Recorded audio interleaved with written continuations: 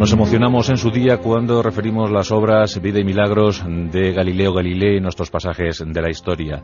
El considerado padre de la ciencia moderna, también padre de la astronomía moderna y de la física moderna, ¿por qué no? Galileo Galilei, un fiel defensor del heliocentrismo, aquello que preconizó Nicolás Copérnico.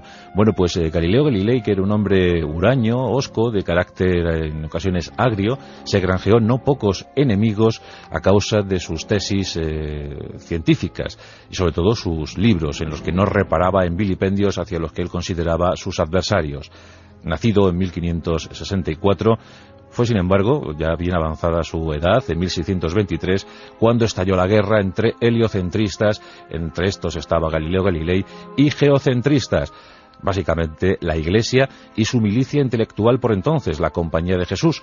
Estos jesuitas apostaban por el geocentrismo, esto es, la Tierra como centro de todo el universo, mientras que los heliocentristas hablaban, y con razón, del Sol como epicentro de nuestro particular cosmos, de nuestro universo especial. Bien, pues en 1623 esa guerra, ese conflicto tremendo se dio cuando Galileo Galilei publicó El Ensayador. En dicho texto se hablaba de cometas, se hablaba de fenómenos celestes y se pensaba ya en ese heliocentrismo de una forma clara y directa. Pero Galileo Galilei, intentando ocultar, porque la Inquisición funcionaba y muy bien en aquella época, pues intentando ocultar esa circunstancia o por lo menos camuflar un poco sus hipótesis científicas, creó un diálogo en ese libro, en el que figuraban unos personajes, uno de ellos Sarsi. Sarsi pasaba por un ignorante, por un inmovilista que no quería bajo ningún concepto que se desarrollasen las ciencias, que el concepto científico imperase sobre el religioso. Y muchos entendieron de inmediato, sobre todo las clases cultas, que ese Sarsi no era otro sino Orazio Grassi, un matemático jesuita que tuvo, por mor de los acontecimientos, que convertirse casi en arquitecto y que chocó frontalmente con las posturas de Galileo Galilei. Fueron enconados enemigos, grandes rivales, que no tuvieron ningún inconveniente en recurrir al insulto personal, a la disputa abierta. Y claro, la respuesta de Orazio Grassi fue la de crear, la de elaborar un texto, un libro, en el que se acusaba sin recato a Galileo Galilei casi de hereje. Todo se fue enrevesando, todo acabó en serio conflicto cuando en 1632 Galileo Galilei volvió al ataque con una nueva obra, Diálogos sobre los dos sistemas del mundo, los dos máximos sistemas del mundo. En estos celebérrimos diálogos sobre los dos sistemas máximos del mundo, Galileo Galilei hablaba de sus posiciones científicas ya sin tapujos. No en vano, él había perfeccionado el telescopio, había descubierto con asombro 4 satélites en Júpiter, en el inmenso Júpiter, el planeta más grande de nuestro sistema solar.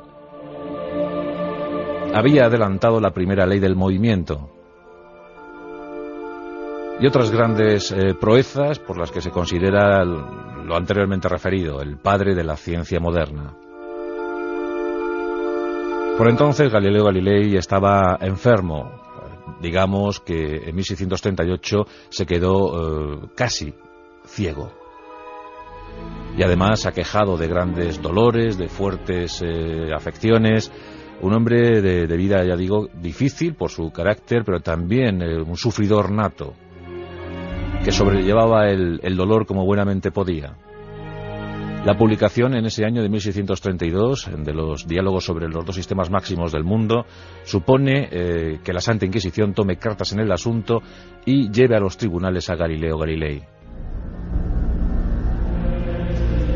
Se le convoca en ese mismo año, pero por motivos de salud no pudo comparecer ante los jueces hasta principios de 1633. Como os podéis figurar, el máximo instigador, el que alentaba al tribunal, el que le asesoraba convenientemente, no era otro sino Orazio Grassi.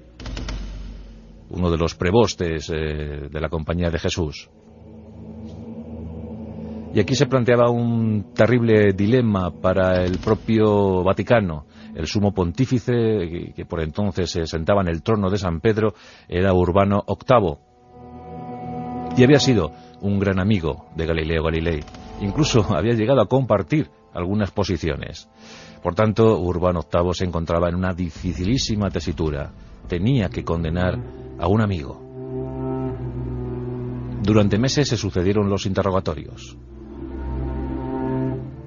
Y finalmente todo se dispuso para dictar sentencia. Bajo amenaza de tortura y de penas terribles, incluida la fatal, la pena capital, Galileo Galilei abjuró de sus creencias, obligado por la situación. No es cierto, esto además siempre se dice que tras abjurar de sus teorías, dijo mascullando entre dientes, y sin embargo se mueve, aludiendo a la Tierra, que giraba en torno al Sol. Pero no está constatado que Galileo Galilei dijese esta frase tan célebre, sin embargo se mueve.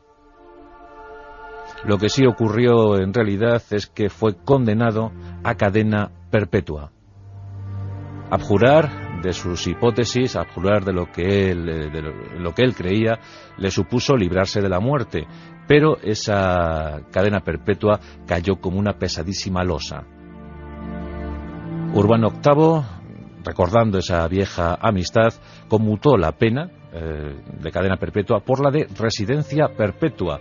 Esto es, quedar en una especie de tutela en una residencia sin que pudiese salir de allí, y eligió Florencia, cerca del mar, para pasar sus últimos años. Desde 1633 a 1638, Galileo empeoró. Su salud vino a menos.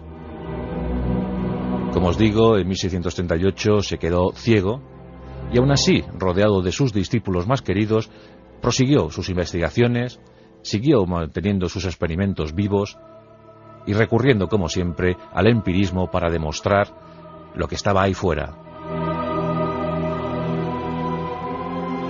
El 8 de enero de 1642, con 77 años de edad, Galileo Galilei fallecía. Su óbito sembró de pesar a los discípulos que rodeaban su cama en esa jornada triste. Pero no todos lloraron. Dicen que Horacio Grassi ese día estaba más contento de lo habitual y que incluso brindó con algunos leales.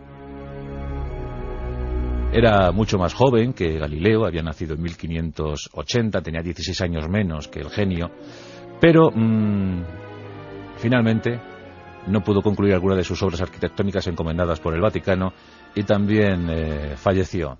Ambos personajes pasaron a la historia por distintos motivos y desde luego siempre nos acordaremos de Galileo Galilei.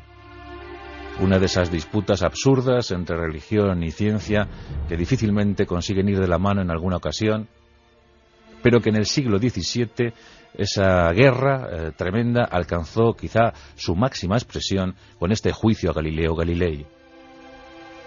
Ese libro hereje, Diálogos sobre los dos sistemas máximos del mundo, se prohibió en buena parte de la cristiandad.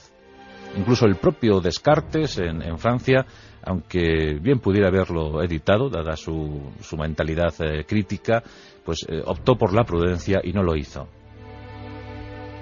Por eso ese tratado, ese diálogo sobre los dos sistemas máximos del mundo, pasa a la historia, a la cronología de los humanos, como uno de esos libros herejes imprescindibles para entender el impulso que adquirió la ciencia a raíz del siglo XVII, y sobre todo gracias a personajes como Galileo Galilei. Su testigo fue tomado por otros grandes como Isaac Newton, posteriormente Albert Einstein, Stephen Hawking y tantos que tanto beneficio nos han procurado. Aquellos que investigaron para sus semejantes y que entregaron su vida en aras de un mejor conocimiento del mundo que nos rodea. Y por supuesto, aunque él no lo dijese, nosotros aquí lo afirmamos, y sin embargo, se mueve. La rosa de los vientos en Onda Cero.